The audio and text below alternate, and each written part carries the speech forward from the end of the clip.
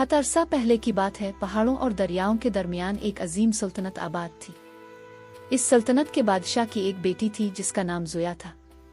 जोया बेहद खूबसूरत थी, मगर उसकी सबसे खास बात इसका नर्म दिल था। महल में हर चीज मौजूद थी, सोने के कमरे, कीमती लिबास, नौकर चाकर और शाही बागात। मगर जोया को उन सब चीजों में कभी खुशी महसूस नहीं होती थी।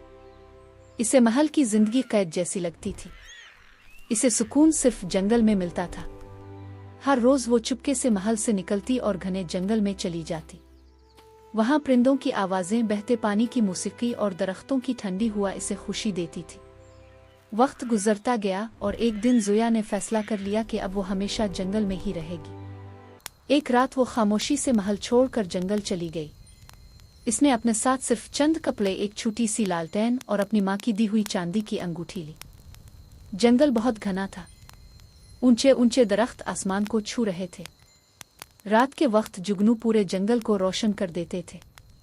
शुरू में जोया को डर लगता था, मगर आहिस्ता आहिस्ता जंगल उसका घर बन गया। इसने एक बहुत बड़े दरख्त पर लकड़ी का खूबसूरत घर बना लिया।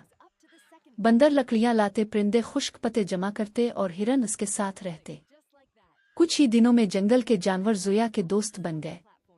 सुबह होते ही परिंदे इसे जगाते।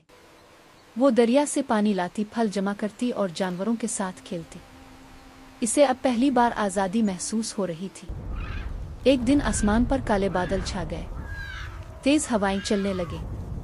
फिर अचानक खौफनाक तूफान शुरू हो गया।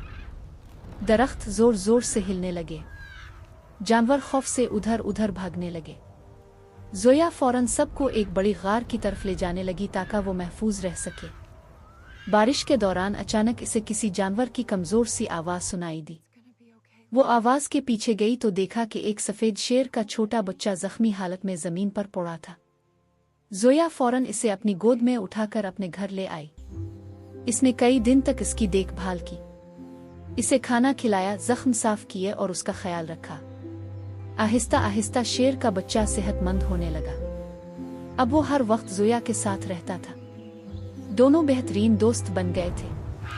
कुछ महीने बाद एक खतरनाक खबर जंगल में फैल गई। शिकारियों का एक गिरोह जंगल में दाखिल हो चुका था।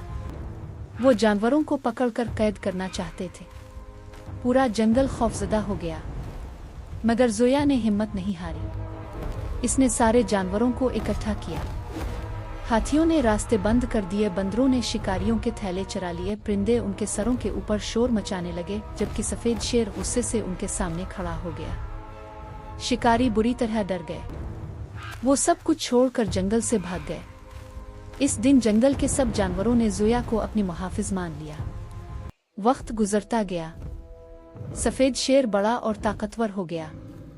जोया अब पूरे जंगल की मलिका बन चुकी थी। लोग अक्सर कहते थे कि चांदनी रातों में एक खूबसूरत शहजादी सफेद शेर के साथ जंगल में चलती दिखाई देती है।